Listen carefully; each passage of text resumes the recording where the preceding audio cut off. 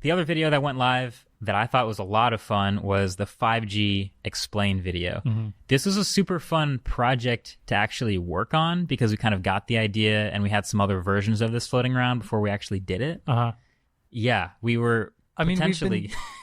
I think the main thing is we've been seeing on Twitter all this time, like, just screenshots of, look at these speeds I get. It's all the same. Yeah, every single one is you see a person outside with a picture of their phone getting 1,700 down. Yeah, which like, is well, how do absurd. I get that? Because that's amazing. And it's always... Verizon took me to Chicago to test the latest. Like, it's always the same thing. And I was like, well, I would love to have gone on one of those trips. I actually remember saying no to one because we had other stuff. So I think it was RetroTech, actually. Oh, yeah. So now that the Galaxy S10 5G was on sale and I could just do it myself, that became the plan. I mean, it wasn't even... The plan was go to test it. We were thinking of flying to Chicago. Oh, yeah. Something came up, and then we're like, oh, we'll push that back to another week. And then Marques and I were sitting here on like a Wednesday. Well, what video are we going to do next? Like, we can't do Note yet.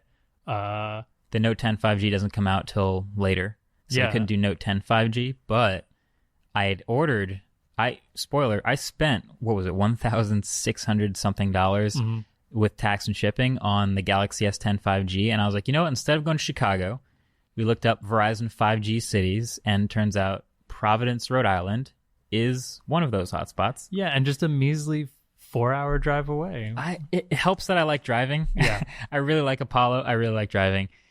So Brandon came through, and we hopped up in the car, brought the video gear, brought the Galaxy S10 5G, and drove to Providence. It was like a 4-hour drive. We supercharged along the way, got some food. Can I say something about, I don't travel very much in Teslas, and I've always thought a huge drawback was I have to sit and supercharge. We grabbed lunch on the way there, grabbed coffee, and then on the way back, grabbed just like quick top up, super like Subway at a rest stop. None of those times we were specifically waiting for charging. Like, it was all stops we wanted to make to grab some food, and we made it the whole way. So yeah, that was just new for me. I was impressed by that. The human body clock is definitely going to run out faster most of the time than the battery. So if you just stop to use the bathroom and charge for 5 minutes, the one thing you have to keep in mind with Tesla road trips, I know this is turning into a Tesla thing again, but sorry.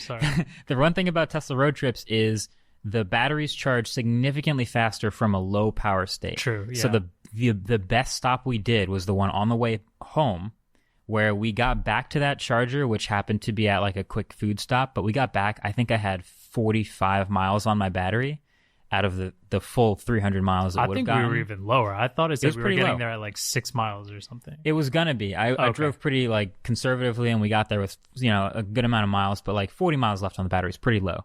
And plug in, I think by the time we even got our food to eat, we could have left and gotten home. We had like 90 miles on the battery. So it charged very fast from the lowest state. And that's something to keep in mind. If you're ever, this is a super niche piece of advice, but if you're ever doing a Tesla road trip and you're trying to figure out when to charge, low battery is a good time to charge.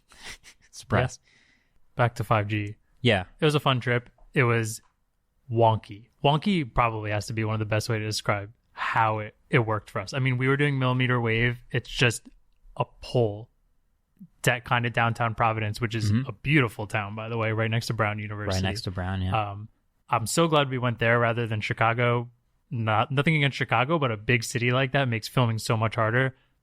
This was super nice, small town, looked great, and then we realized we just drove 4 hours to film a telephone pole, essentially. Any regrets? I don't think that was... No regrets. We learned a lot. Oh, yeah.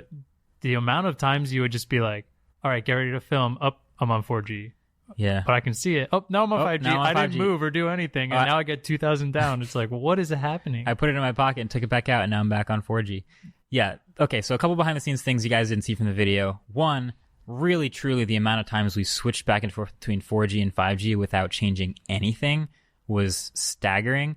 I had a section I cut from the video where I just walked in circles basically around the 5G tower and like raised my hand when I had 5G and put my hand back down when I had 4G.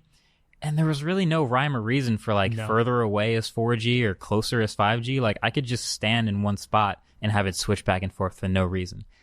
The other thing is we were on Brown's campus and a couple people, of course, came by and like noticed the camera gear like, oh, I know you're a YouTuber. You said hi. I asked each one of these people, they were like, "Why are you here?" Yeah. So why are you in Rhode This Island? little town. And I said, "I'm shooting a video on 5G." And they're like, "Oh, cool." And I asked each person, "Did you know there's 5G here?" No. No. Didn't know that. Most of them were like, I didn't even know 5G was out Yeah. or like a thing you can physically use yet. Yeah, nobody around here was using 5G, so it was super, super empty. I mean, I'm sure a couple people heard about it or maybe were using it, but yeah, if you just walk through and just did a speed test, you could get in the video, I got 2,000 megabits per second down at a certain point, which is insane.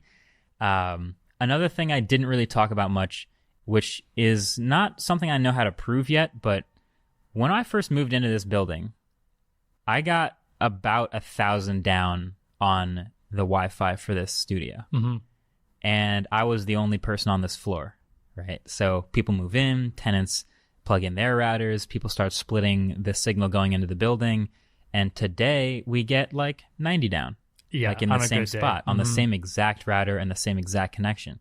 I don't know if that inflection is going to happen with 5G, because today in 2019 almost nobody uses 5G, and I go out there to Providence and I stand next to the pole and I get 2,000 down. Yeah, you could probably argue that anybody taking a screenshot of a crazy download speed is probably the only one at that time on that small millimeter wave the tower. only one. Yeah.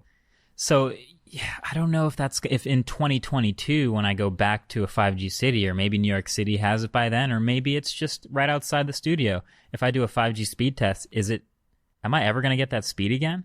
No clue. We did find out someone in the building does work on 5G stuff, so maybe when we meet them downstairs for lunch one day, if they're listening, reach out, come through. Maybe we can figure out what to do a speed test next. But that's something I didn't know exactly how to address, so it wasn't in the video. But keeping an eye on that. So that's your 5G update. Also, the Galaxy S10 5G, pretty nice phone, even if you're not on 5G. Yeah, pretty good. Battery life is very, very good on 4G. I'll add that. Not on 5G.